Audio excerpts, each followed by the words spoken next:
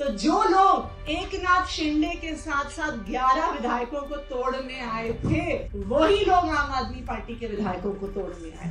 ये नोटिस ना तो एफआईआर है, ना ये किसी प्रकार का समन्स है, ना इसमें आईपीसी की कोई धारा, ना इसमें सीआरपीसी की कोई धारा। तो कुल मिला के क्राइम ब्रांच 48 घंटे की नौटंकी के बाद मुख्यमंत्री अरविंद केजरीवाल जी और मुझे एक एक चिट्ठी देके चला गया। कल सुबह क्राइम ब्रांच के 1 दर्जन अफसर दिल्ली के मुख्यमंत्री अरविंद केजरीवाल जी के घर पहुंचे। क्राइम ब्रांच का एक तथाकथित नोटिस लेके पहुंचे। कहते हैं कि ये नोटिस हम दिल्ली के मुख्यमंत्री अरविंद केजरीवाल जी के हाथ में ही देंगे। आज सुबह वही आधा दर्जन क्राइम ब्रांच के अफसर मेरे घर पहुंचे। 2-3 घंटे तक वहां पे इंतजार किया। कभी अंदर गए, कभी बाहर गए, कभी घर के पीछे के दरवाजे पे गए, कभी आगे के दरवाजे पे आए। कहते हैं जी क्राइम ब्रांच का नोटिस है और नोटिस सीधा मंत्री जी के हाथ में देंगे। वैसे तो जो बेचारे क्राइम ब्रांच के अफसर आए, हमें उन बेचारों पे के दया ही आती है। दया इसलिए आती है कि जब पुलिस में आए होंगे, प्रमोशन के बाद इंस्पेक्टर बने होंगे, एसीपी बने होंगे, तो तब सोचा होगा कि पुलिस में आके देश की सेवा करेंगे। तब सोचा होगा महिलाओं की सुरक्षा करेंगे। तब सोचा होगा देशवासियों के लिए कुछ करेंगे। लेकिन आज उन बेचारों को टीवी की एक प्राइम टाइम नौटंकी बना के छोड़ दिया है उनके राजनीतिक आकाओं ने।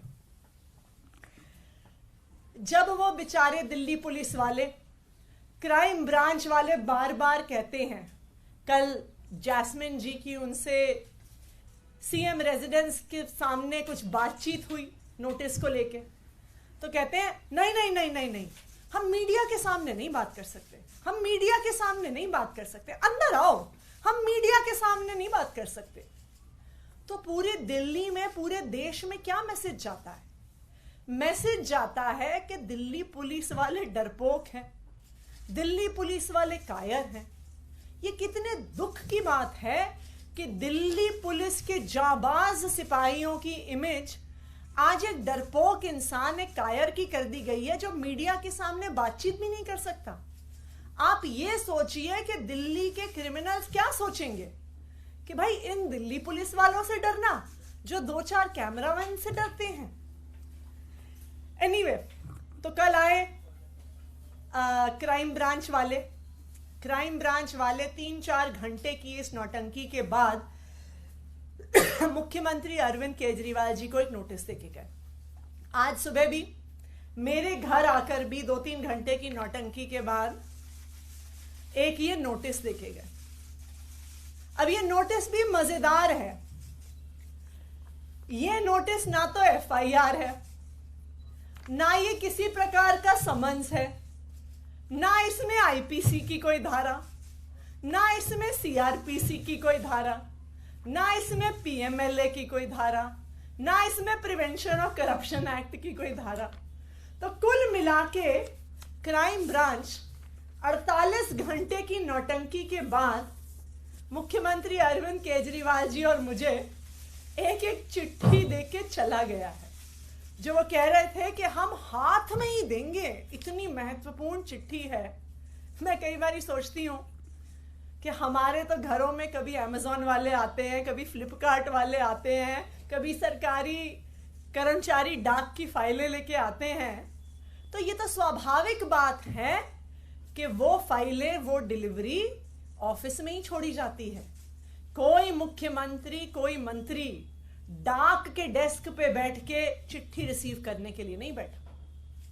लेकिन जो कल हुआ वो उन पुलिस वालों की गलती नहीं है, उनके राजनीतिक आका हैं जो हमसे कुछ सवाल पूछना चाहते हैं। तो वो हमसे पूछना चाहते हैं कि आखिरकार किसने आम आदमी पार्टी के विधायकों को ऑफर दिया।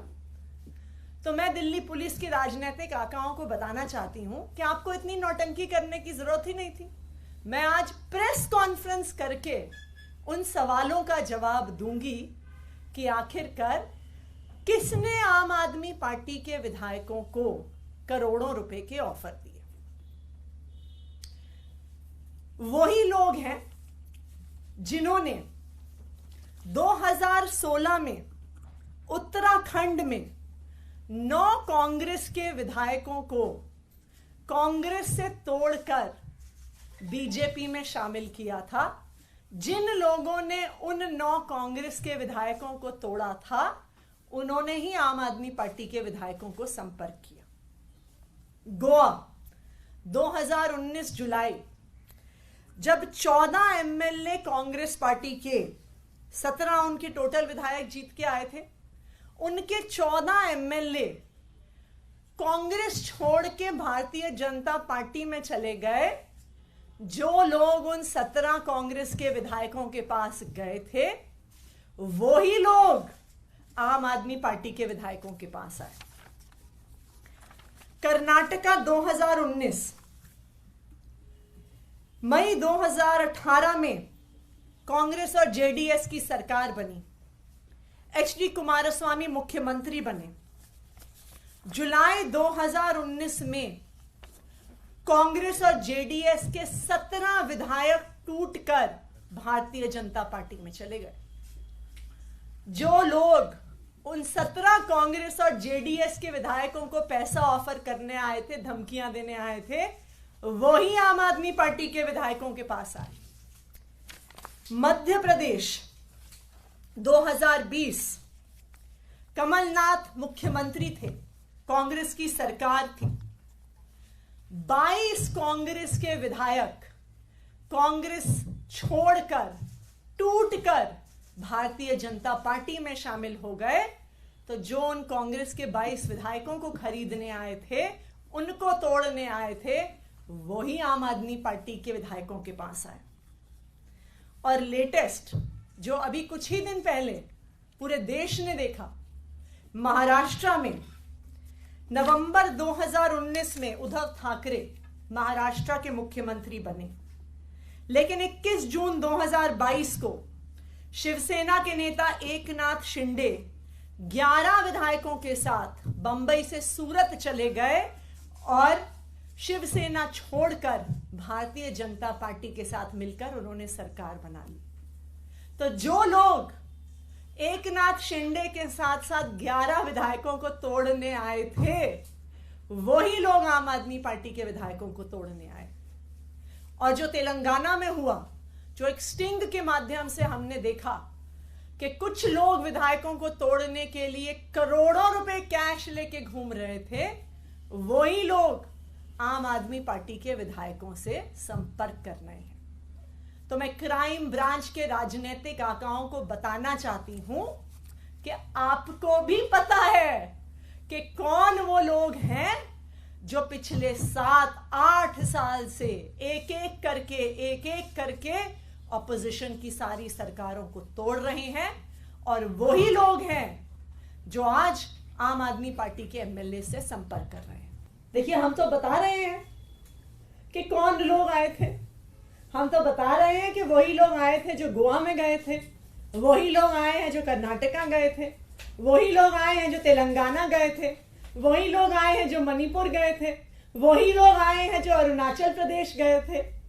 तो इसलिए ये कोई छुपी हुई बात ही नहीं है कि कौन आया था विधायकों की खरीद फरोख्त करने के लिए। ये आप सड़क पर चले जाइए, सड़क पर चलता हुआ आपको बच्चा बच्चा बता देगा कि कौन कांग्रेस के विधायक तोड़ रहा है, कौन शिवसेना के विधायक तोड़ रहा है, कौन जेडीएस के विधायक तोड़ रहा है, कौन आम आदमी पार्टी के विधायक तोड़ने की कोशिश कर रहा है। तो इसलिए ये क्या करें, एक भारतीय परंपरा में कहते हैं प्रत्यक्ष ही प्रमाण है। तो ये बिल्कुल प्रत्यक्ष है, पूरे देश के सामने है कि कौन विपक्ष की पार्टियों पर केस कर रहा है, कौन विपक्ष की पार्टियों को डराकर, धमकाकर, पैसों का लालच देकर तोड़ने की